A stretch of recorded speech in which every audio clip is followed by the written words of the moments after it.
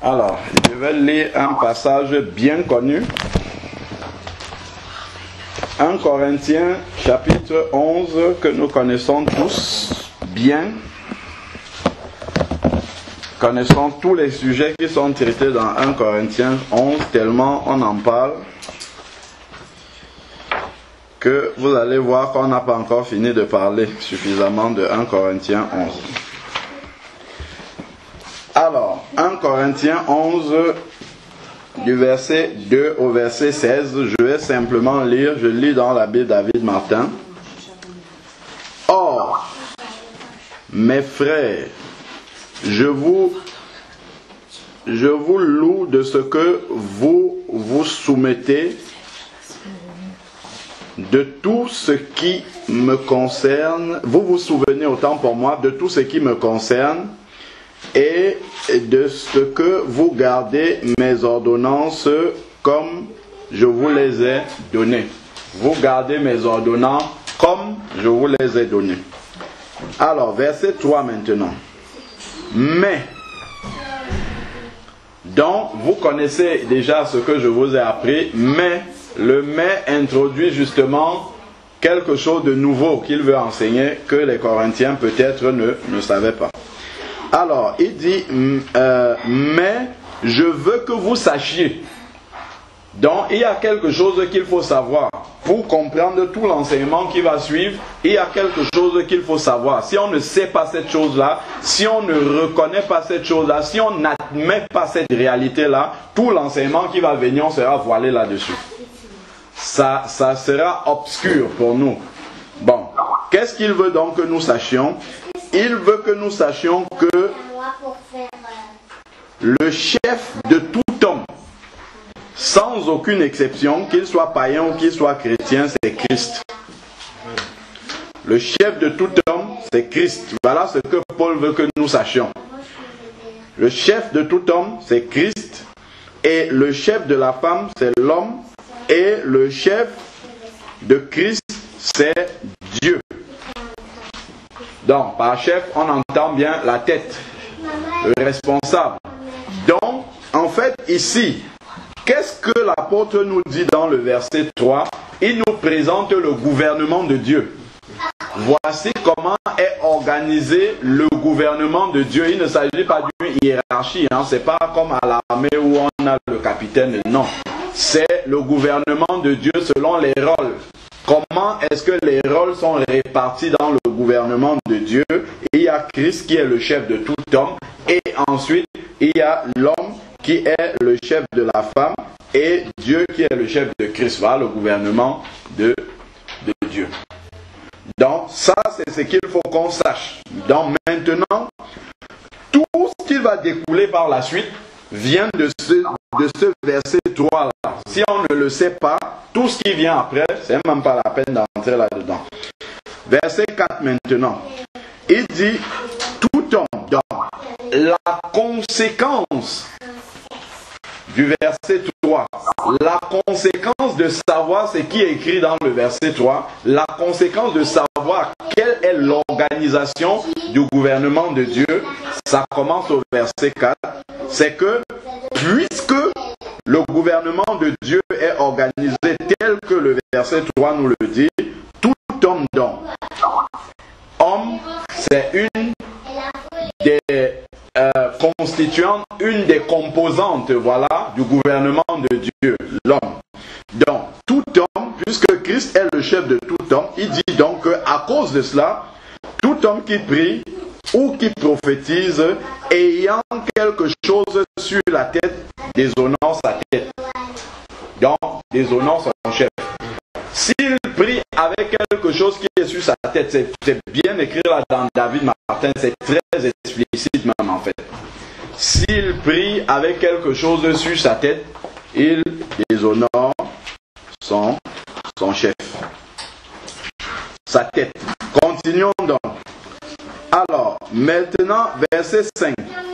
Mais toute femme, la femme aussi fait partie du gouvernement de Dieu qui est cité là dans le verset 3 et elle a un rôle. Donc, à cause justement de ce rôle-là qu'elle a dans le gouvernement de Dieu, Mais toute femme qui prie ou qui prophétise sans avoir la tête couverte déshonore sa tête, déshonore celui qui est son responsable, car c'est la même chose que si elle était rasée. Donc quand Dieu regarde cette femme-là, c'est comme si sa tête était un peu comme la mienne, mais sinon encore plus bas. Bon, voilà, continuons maintenant, verset 6. Si donc la femme n'est pas couverte, donc n'a pas quelque chose sur sa tête, qu'on lui coupe les cheveux. Or, s'il est déshonnête à la femme d'avoir les cheveux coupés ou d'être rasée, qu'elle soit couverte. Donc qu'elle mette une couverture, qu'elle recouvre justement sa chevelure. Continuons maintenant, verset 7. Car pour ce qui est de l'homme, il ne doit point couvrir sa tête. Il explique maintenant, puisque l'homme est un des membres du gouvernement de Dieu, et la parole de Dieu lui demande de ne pas couvrir sa tête quand il prie. Il va maintenant entrer dans l'explication spirituelle. Pourquoi est-ce que Dieu demande cela? Car, je suis au verset 7, 1 Corinthiens 11, verset 7. Car pour ce qui est de l'homme, il ne doit point couvrir sa tête, vu qu'il est l'image de Dieu. Parce qu'il est l'image de Dieu, il ne doit donc pas couvrir sa tête. Mais la femme est la gloire de l'homme. Voilà pourquoi elle doit couvrir sa tête. Donc, continuons. Verset 8. Parce que l'homme n'a point été tiré de la femme, mais la femme a été tirée de l'homme. Donc, il revient sur la genèse de la création. Donc, la création est l'image aussi du gouvernement de Dieu. Parce que Dieu existe de toute éternité avec Christ. Et maintenant, Dieu a commencé par créer l'homme. Et après avoir créé l'homme, il a tiré la femme de sa côte. Donc voilà comment le gouvernement de Dieu, les responsabilités sont établies. Même dans l'ordre de la création, ça s'est fait dans cet ordre-là. Et c'est l'ordre que Dieu a établi dans ce gouvernement-là. Continuons. Alors, donc on voit que nous sommes vraiment dans la profondeur spirituelle ici de l'explication. Il ne s'agit pas simplement de poser quelque chose sur la terre, mais il y a une profondeur spirituelle là-dedans que l'apôtre est en train justement d'expliquer en profondeur. Continuons maintenant. Verset 10. C'est pourquoi la femme, à cause des anges, doit avoir sur sa tête une marque qu'elle est sous la puissance de l'autorité dont elle dépend, en fait. Voilà. Donc, ensuite, maintenant, toutefois, ni l'homme n'est point sans femme, ni la femme sans homme en notre Seigneur. C'est vrai que des fois, David Martin, c'est un peu compliqué, c'est le français ancien. Alors, continuons maintenant. Car, comme la femme est par l'homme, aussi l'homme est par la femme. Donc, dans d'autres versions, on dit l'homme a été tiré de la femme, né de la femme en fait, c'est ce que ça veut dire.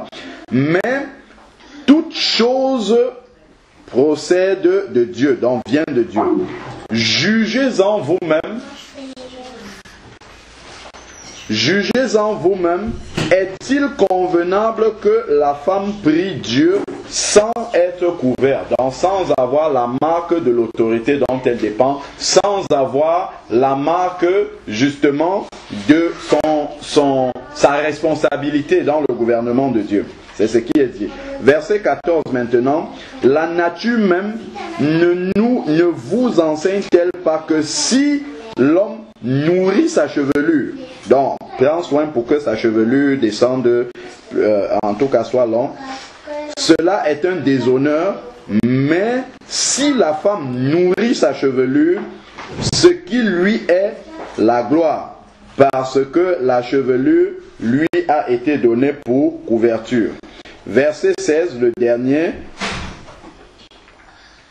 Que si quelqu'un aime à contester, nous n'avons pas une telle coutume, ni aussi les églises de Dieu. Donc, si quelqu'un conteste cet enseignement-là, c'est même pas la peine de discuter avec lui parce que c'est pas l'habitude des enfants de Dieu. Alors, qu'est-ce qui m'amène à revenir sur ce sujet? C'est en fait une sœur qui est avec nous, qui prie avec nous, qui a écouté un autre enseignement et donc qui est passée de l'enseignement qu'elle a reçu sur le port du voile à un autre enseignement. Donc, ce qu'elle a écouté comme enseignement, c'est que on enseigne que c'est la femme mariée seulement qui doit se couvrir les cheveux dans l'assemblée. Elle n'est pas mariée, donc elle a décidé qu'elle ne se couvre plus les cheveux. Oui, j'ai entendu ça aussi. Elle ne se couvre plus la tête pour prier. Et donc la question qu'elle me pose, c'est est-ce qu'elle peut revenir prier avec nous, sachant qu'elle ne se couvre plus la tête. Donc voilà pourquoi, justement, on doit revenir sur l'enseignement et reposer les fondements, les bases. Voilà. Bon. Donc, on va donc rentrer là-dedans. C'est pas complètement anodin, en fait. À première vue, comme ça, on peut dire, oh ouais, mais qu'est-ce qu'elle allait chercher? Mais en fait, on peut vraiment, effectivement, être conduit sur ce chemin-là. Si on ne gratte pas vraiment dans la parole de Dieu pour comprendre. Donc déjà, on va comprendre pourquoi est-ce que une telle conception peut arriver à la pensée des personnes qui prêchent cette doctrine-là. Alors, déjà, le mot voile dont il est question, dans d'autres textes c'est voile, ici, là, dans David Martin, c'est la couverture, c'est de la couverture dont il s'agit. En fait, le mot grec d'origine, ça se dit, moi je parle pas le grec, donc je ne sais pas si je vais bien prononcer, c'est gun, c'est G-U-N-E, donc c'est gun que ça se dit. Et ce mot-là, j'ai regardé la signification dans le dictionnaire de traduction du grec au français. Ce mot-là veut dire... Non, le mot femme, autant pour moi, c'est pas le mot voile, pardon. Le mot femme qui est utilisé. Donc, parce que la doctrine, en fait, ici qui est enseignée, dit que le texte parle de la femme mariée et ne parle pas de la femme en général. Donc, la question, c'est de se demander, est-ce qu'on parle, effectivement, Paul parle de la femme mariée qui doit se voiler, ou alors, est-ce qu'on parle de toutes les sœurs qui sont dans l'assemblée? Alors, dans le mot femme qui est utilisé là dans le texte que nous venons de lire, ça vient d'un mot grec, c'est gun, et ce mot-là signifie ceci. Ça signifie femme de n'importe quel âge. Première chose, femme de n'importe quel âge, vierge, mariée ou veuve. Voilà la signification de ce mot. Ça, c'est la première signification du mot. Donc, femme de n'importe quel âge, vierge, mariée ou veuve. Ce mot a une deuxième signification. Ça signifie épouse ou fiancée. Et voilà là où est le problème. Donc, le même mot signifie a deux explications. Ou bien, c'est la femme de tout âge, donc toutes les sœurs peuvent se retrouver là-dedans, vierge, mariée ou veuve, ainsi de suite. Et la deuxième signification, David, il faut juste remettre... La deuxième signification du mot, c'est fiancée, épouse. Alors, donc en creusant un petit peu, ça m'a d'ailleurs amené à apprendre quelque chose de nouveau en français, un nouveau mot que je ne savais pas. C'est un mot en français qui s'appelle polysémie. Donc, polysémie, en fait, c'est la qualité d'un mot ou d'une expression à avoir une ou plusieurs significations selon le contexte. Et il y a une variété de mots comme ça en français et dans beaucoup de langues, hein, c'est comme ça. Je vais donner des exemples bien précis avec des phrases pour nous permettre de bien comprendre. Donc, selon le contexte, un mot peut changer de signification. Je prends par exemple le mot rouge. Bon, a priori comme ça, si je dis rouge, on va peut-être penser à la couleur rouge. Le sac là-bas, il est rouge. Donc, si quelqu'un dit cette robe-ci, ou bon, ce sac-là, ce sac-ci est rouge. Bon, ça, il n'y a absolument aucune ambiguïté. On sait qu'il parle de la couleur du sac. Le sac est rouge. Mais si quelqu'un vient et dit, nous avons pris du rouge en mangeant, nous avons pris la couleur rouge en mangeant, ça ne veut rien dire en français. C'est du vin. Donc ça peut être de la couleur, ça peut être du vin. C'est le même mot, c'est rouge toujours. Maintenant, je prends un autre mot, le mot vivre par exemple. Si je dis dans ma phrase, son mari, je parle d'une femme, je dis son mari vit encore. Qu'est-ce que ça veut dire? Ça veut dire qu'il a encore le souffle de vie. Il est encore dans le monde des vivants là. Son mari vit encore. Mais je peux aussi dire son mari vit à Paris. On ne veut pas dire la même chose. Vit à Paris, ça veut dire il habite à Paris. C'est habiter. Donc c'est le même mot, mais selon le contexte, ça signifie des choses différentes. Je peux encore dire son mari vit un calvaire. Ça veut dire encore autre chose. Ça veut dire qu'il traverse des épreuves difficiles, il traverse une situation compliquée. Voilà, donc voilà le même mot qui, selon le contexte, prend des significations différentes. C'est ce que le français appelle polysémie. Je prends le cas de la souris, par exemple. Je dis, voilà le chat qui poursuit la souris, on comprend que je parle de l'animal. Mais si je dis, à côté de l'ordinateur, là-bas, sur le tapis est posée la souris, on comprend que c'est un outil informatique qui sert à piloter des choses sur l'ordinateur. C'est le même mot, c'est souris. Ou alors si je dis, l'enfant là-bas sourit, c'est toujours le même mot, mais c'est une gestuelle, en fait, une expression du visage que l'enfant a, mais c'est le même mot qui est utilisé. Et ça existe dans toutes les langues. Donc si quelqu'un prend un seul mot et dit que, voilà, ça signifie épouse, il peut se tromper directement. Donc, tout l'enseignement sur le voile ne repose pas simplement parce que je sais qu'on dit, bon voilà, le mot du verset 15 de 1 Corinthiens 11 qui dit la chevelure a été donnée comme voile, c'est pas le même voile qui s'utilise dans les autres. C'est pas seulement dessus que s'appuie l'enseignement. Ce n'est qu'un des arguments. L'enseignement s'appuie sur le verset 3, c'est le gouvernement de Dieu. Tout l'enseignement est basé là-dessus. C'est pour ça que l'apôtre a dit, mais je veux que vous sachiez. Donc tout est là-dedans. Donc si on loupe ça, et là-dedans, c'est pas une affaire de mots. C'est pas une affaire de mots, c'est vraiment une réalité de l'ordre du gouvernement de Dieu. C'est toute une révélation, en fait, du gouvernement de Dieu. Voilà, donc c'est là que va s'appuyer l'enseignement. Si je prends le mot culture, par exemple, je peux dire... mon frère possède ou fait la culture de maïs.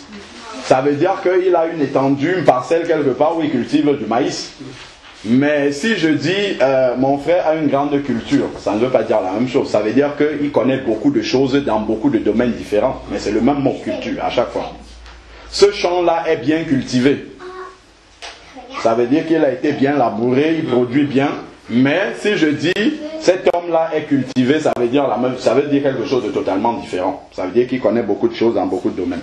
Donc en fait, c'est juste pour dire effectivement que cela, les mots peuvent revêtir des significations différentes selon le contexte. Et ce n'est pas interchangeable. Donc si je veux parler du sac là et que je veux utiliser en fait la forme grammaticale, l'expression que j'ai lorsque je parle du vin, ça va pas coller. Ça va donner une phrase totalement incompréhensible. Donc les termes ne sont pas interchangeables. Quand on parle d'une chose, on parle de cette chose-là précisément selon le contexte. Donc c'est le contexte qui va déterminer la signification qu'on doit retenir dans le cas où on a un mot comme ça qui veut signifier deux choses. Alors, si je prends, on a dit, le verset 3 nous parle justement de l'organisation du gouvernement de Dieu et tout va en découler en fait. Donc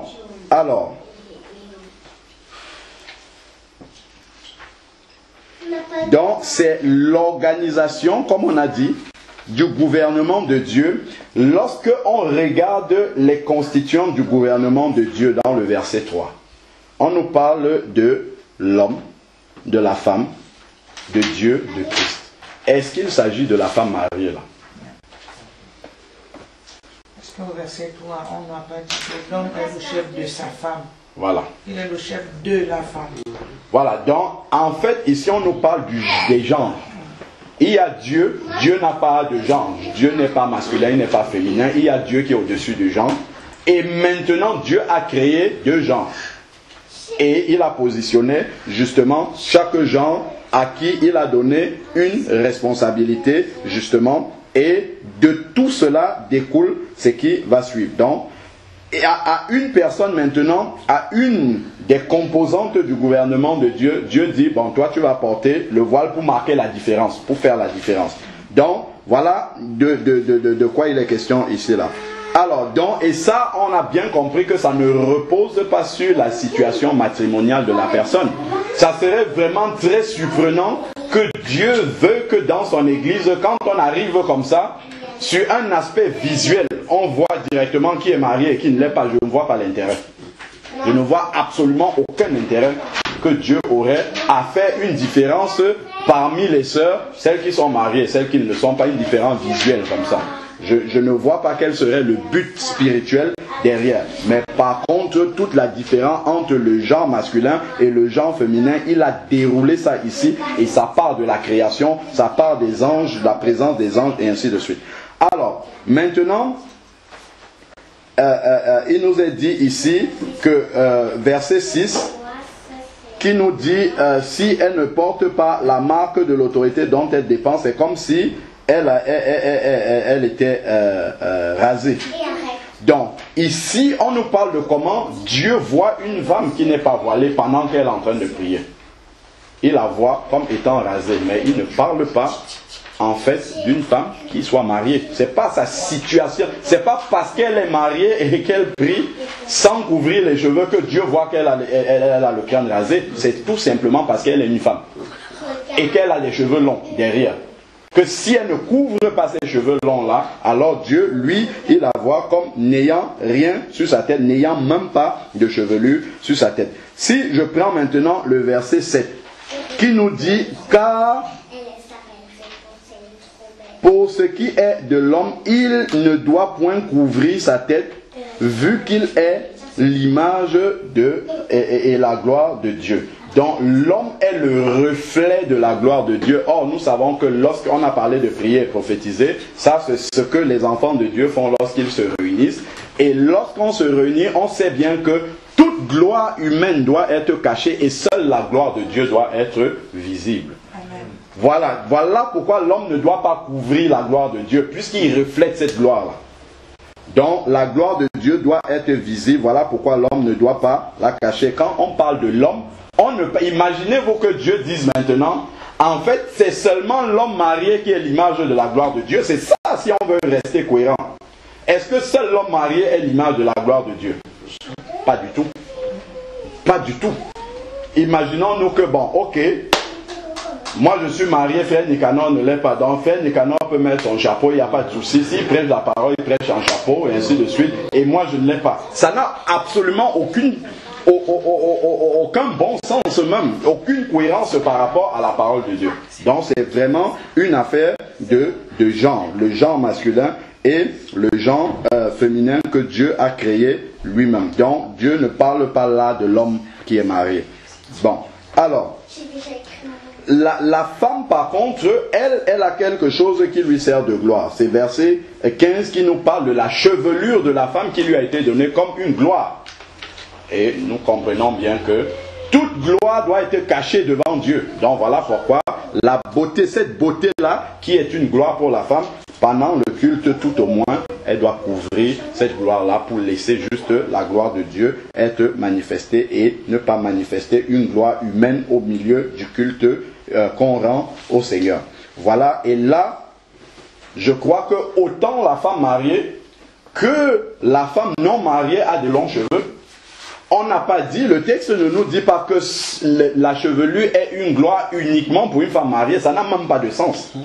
C'est la même chevelure. Elle est longue autant pour la femme mariée que pour la femme qui n'est pas mariée. Donc ça ne tient même pas debout. Donc on ne peut pas partir d'un mot comme ça et bâtir une doctrine. Je ne sais même pas comment est-ce qu'on peut arriver à expliquer cette doctrine-là. Alors, donc, continuons maintenant. Donc, toute gloire doit être cachée devant le Seigneur. Si je prends le verset 8 et verset 9, où on a parlé parce que l'homme n'a pas été tiré de la femme, mais la femme tirée de l'homme.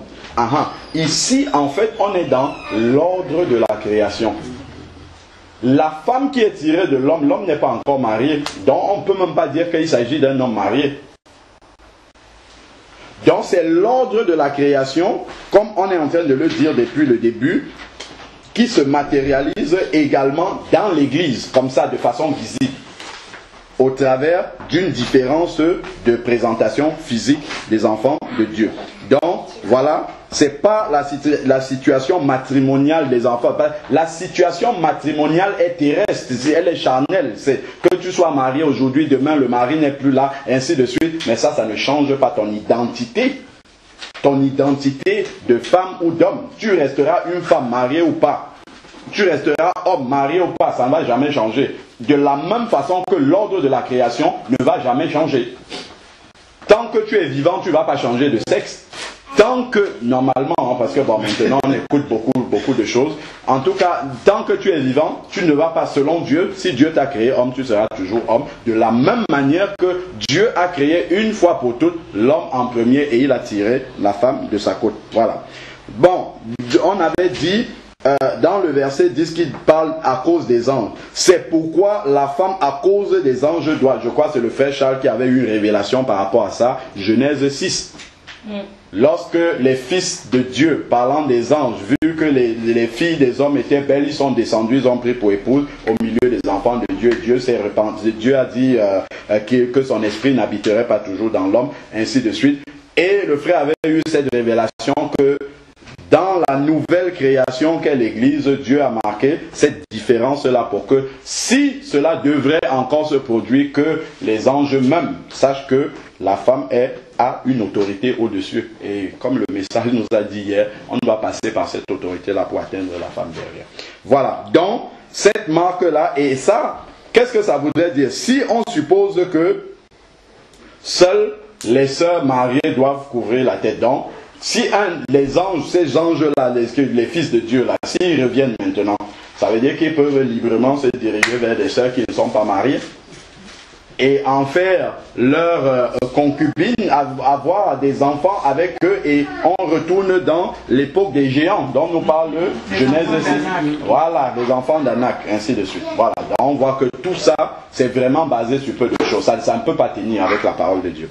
Donc, continuons encore plus loin. Si je prends 1 Corinthiens chapitre 14, verset 34, 1 Corinthiens 14, verset 34, je parle toujours de cette explication que le verset, si nous retenons ce mot-là comme étant parlant justement de l'épouse,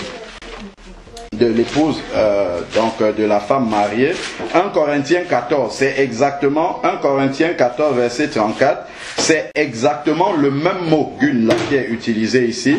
1 Corinthiens 14, verset 34 qui dit que les femmes se taisent dans les assemblées car il ne leur est pas permis de parler, mais qu'elles soient soumises, comme le dit aussi la loi. Donc, cela voudrait dire que dans les assemblées, seules les sœurs mariées doivent se taire et les autres peuvent parler comme elles veulent. Ça, c'est une aberration quand même. Il faut qu'on continue à regarder. Allons maintenant aussi dans 1 Timothée 2, verset 11. 1 Timothée chapitre 2, verset 11, qui nous dit que la femme s'instruise en silence avec une entière soumission. Donc seules les sœurs mariées doivent donc écouter en silence et se soumettre. Les autres ne doivent être soumises à rien et doivent faire ce qu'elles ont envie de faire. Non. Verset 12 maintenant. Je ne permets pas à la femme, c'est le même mot là, c'est le même gun qui est utilisé ici, d'enseigner ni de prendre l'autorité sur l'homme, mais qu'elle demeure dans le silence. Donc ici, je dis donc que ça s'adresse à la femme mariée, donc seule la femme mariée n'a pas le droit d'enseigner, les autres sœurs, elles peuvent enseigner. C'est ce que ça veut dire. Il faut qu'on aille jusqu'au bout avec cette explication-là. Donc, les sœurs qui n'ont pas de mari peuvent enseigner la parole de Dieu si on s'appuie sur cette explication que, en fait, seules les femmes mariées doivent porter le voile. Voilà, donc on voit qu'on arrive vraiment à des aberrations vraiment très grave par rapport à l'enseignement même de la parole de Dieu. Et si vous allez fouiller dans la Bible, vous n'allez jamais trouver dans le Nouveau Testament une femme qui a un ministère d'enseignement, qu'elle soit mariée ou pas mariée. Donc il faudrait qu'on ait un exemple pour pouvoir s'appuyer là-dessus. Donc, prenons maintenant Éphésiens 5, les versets qu'on n'aime pas. Éphésiens 5, 22, bon, je ne vais pas parler de ce qu'on n'aime pas dedans, mais plutôt d'autres choses. Femmes, c'est le même mot encore. Femmes, soyez soumises chacune à vos maris comme au Seigneur, car le mari est le chef de la femme. Donc, il répète encore le gouvernement de Dieu. C'est le même mot femme qui est utilisé, mais ici, on peut comprendre que là, il faut prendre la deuxième explication. Là, c'est d'épouse qu'il parle et de fiancée, parce que le contexte nous guide. On nous parle du mari. Voilà, c'est des devoirs domestiques et on parle du mari. Donc, directement, le contexte même nous permet de comprendre qu'il s'agit de la fiancée ou en tout cas de la femme mariée. Donc, c'est vraiment le mot épouse ici. Donc, on est vraiment avec le mot, l'explication qu'on a vu au début de polysémie. C'est le même mot, mais dans ce contexte ici, tu ne vas pas prendre la femme en général. Si je prends la femme en général, je dis, bon, soyez soumis. Ça veut dire que je peux arriver chez une sœur qui n'est pas mariée, je lui dis, bon, moi, je veux manger du poisson aujourd'hui, sers-moi du poisson. Elle doit obéir. Non, c'est pas vrai. C'est pas ma femme.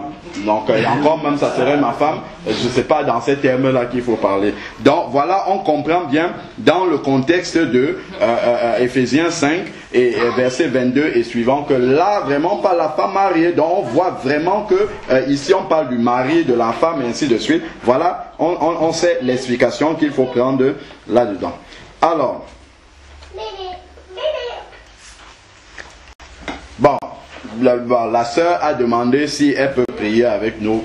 Elle peut continuer à prier. Pour moi, je crois que le Seigneur ne me donne pas du tout la responsabilité de dire aux gens si vous pouvez prier ou pas prier, tout ça. Mais le verset 16 nous dit simplement une chose, c'est que nous ne nous plaisons pas à contester. Quand on a déjà donné l'enseignement, c'est clair. Si quelqu'un veut, il respecte. S'il veut, il ne respecte pas, c'est sa responsabilité avec Dieu. Dieu ne va jamais venir comme ça dans l'assemblée me dire pourquoi Vera là-bas ne respecte pas ce que tu enseignes. Pourquoi ça c'est son problème maintenant avec Dieu. Lui, il va me demander est-ce que tu as enseigné cela? Et c'est pour ça que je prends la peine de nous avertir par rapport à ça. Donc si la sœur revient et qu'elle dit ce qu'elle a compris, au moins, s'il y a d'autres sœurs qui veulent la suivre, elles auront déjà écouté l'enseignement. Elles sauront ce que la parole de Dieu dit. Maintenant, si elles veulent faire comme la sœur, ça, vraiment, elles sont libres de le faire. Mais ma responsabilité n'est pas du tout engagée par rapport à cela. Les seuls, en tout cas, les seuls motifs pour lesquels vraiment le Seigneur nous demande de ne pas nous assembler avec des bien-aimés. 1 Corinthiens 5, verset 11 nous parle de cela. 1 Corinthiens 5, verset 11. Donc, nous avons le devoir toujours de dire la vérité et de laisser. Il a dit, on ne se plaît pas à contester, on laisse. Si quelqu'un n'est pas convaincu, il fait comme sa conviction lui dit. C'est ce que j'ai dit à la sœur. Vraiment, moi, loin de moi, je ne vais jamais me voir ça parce que tu n'es pas voilé. Non, pas du tout. Tu fais comme tu es convaincu. Si tu crois que c'est comme ça qu'il faut être, reste comme ça, fais-le. Et puis, ça, c'est pas de mon ressort. Alors, 1 Corinthiens 5, verset 11 dit, maintenant, ce que je vous ai écrit, c'est de ne pas avoir de relation avec quelqu'un qui, tout en se nommant frère, serait débauché, ou cupide, ou idolâtre, ou insulteur, ou ivrogne, ou accapareur, et même de ne pas manger avec un tel homme. Amen. Donc, si quelqu'un vit dans l'impudicité, le désordre, ainsi de suite, on l'appelle à se repentir. Il dit non, je veux continuer à vivre comme ça, mais je suis quand même un enfant de Dieu. Je lui dis stop. Tu n'as pas ta place au milieu de nous, continue à faire ça dehors. On voit bien que l'apôtre, quelque part, il dit j'ai livré un tel homme à Satan. On vit avec quelqu'un comme ça, dans le même chapitre, qui vivait avec la femme de son père. Et puis l'apôtre dit mais comment vous laissez une telle personne au milieu de vous? Ne l'avez-vous pas livré à Satan? C'est le verset expulsez le méchant du milieu de vous, verset 13. Expulser le méchant du milieu de vous. Donc quelqu'un qui vit dans le désordre comme ça, effectivement, voilà, ça c'est une raison valable pour dire, bon, ça, vraiment, on ne peut plus avoir de communion avec toi, mais pas sur le port du voile. Ça, mais ça ne veut pas dire qu'on est d'accord avec la personne. Alors, 1 Corinthiens 11 maintenant, 1 Jean, 1, versets 9 à 11. Là aussi, il y a une condition justement d'exclusion, une condition que le Seigneur nous donne pour ne pas avoir de relation avec quelqu'un qui dit qu'il est frère, mais il y a quelque chose qu'il ne fait pas. Alors, donc c'est 1 Jean, chapitre... 1 Jean... alors non, c'est 2 Jean. Est-ce que c'est ça? Oui, c'est 2 Jean, autant pour moi. Donc, 2 Jean, verset 9 à 11. 2 Jean, verset 9 à 11 dit, si je commence même au verset 8, 2 Jean, verset 8 dit, prenez garde à vous-même afin de ne pas perdre le fruit de votre travail, mais de recevoir une pleine récompense. Quiconque va plus loin et ne demeure pas dans la doctrine de Christ. Non, je vais commencer à partir du verset 7 parce qu'on ne va pas comprendre de quoi il parle. Verset 7, 2 Jean, verset 7 dit, car dans le monde sont entrés plusieurs séducteurs qui ne confessent pas Jésus venu en chair. Quand il parle de qui ne confessent pas Jésus venu en chair, c'est qu'ils ne reconnaissent pas la divinité de Jésus. C'est ce que ça veut dire. Donc, qui ne confesse pas Jésus venu en chair, voilà le séducteur et l'antichrist. Prenez garde à vous-même afin de ne pas perdre le fruit de votre travail, mais de recevoir une pleine récompense. Quiconque va plus loin et ne demeure pas dans la doctrine de Christ n'a pas Dieu. Celui qui demeure dans la doctrine a le Père et le Fils. Si quelqu'un vient à vous et n'apporte pas cette doctrine, c'est-à-dire ne reconnaît pas la divinité de Jésus, ne reconnaît pas Jésus venu en chair, qu'est-ce qu'il nous est dit? Si quelqu'un, verset 10, vient à vous n'apportant pas cette doctrine, ne le recevez pas dans votre maison et ne lui dites même pas salut. Donc, on ne doit même pas avoir de communion avec ces personnes-là. En fait, là, on parle des personnes endurcies déjà. C'est-à-dire que tu lui expliques, voilà, Jésus est Dieu, ainsi de suite. Il dit, bon, moi, je n'accepte pas ça, ainsi de suite. Tu lui dis au revoir. Ça, c'est ce que la Bible dit. Ne lui dis même pas salut. Car celui qui dit salut participe à ses mauvaises œuvres. Voilà. Amen. Donc, je crois que cette doctrine-là de la femme mariée seulement qui est concernée par le port du voile, je crois que ça ne tient pas selon la parole de Dieu. Donc, vraiment, on va simplement prier que le Seigneur ramène la sœur sur le droit chemin et qu'elle voit la vérité telle qu'elle est. Je sais que c'est une sœur qui aime la vérité, qui aime beaucoup même la vérité, qui cherche beaucoup. Mais souvent, quand on cherche beaucoup aussi, sans vraiment s'appuyer sur la parole de Dieu dans sa globalité, on peut se fourvoyer aussi. Parce que nous sommes vraiment dans les derniers temps où on peut être facilement ballotté à tout vent de doctrine. Donc, chacun va toujours venir dire, ah, il y a ci, ah, il y a ça. Il faut que tu passes d'une doctrine à l'autre comme ça sans te demander, mais c'est sur quoi repose d'abord ce à quoi je crois en ce moment. Je retourne dans le texte. Pas un seul mot. On ne peut pas te dire un mot. En un mot, ça renverse toute une doctrine que tu as reçue. Non, un mot ne peut pas faire ça. Expliquez-moi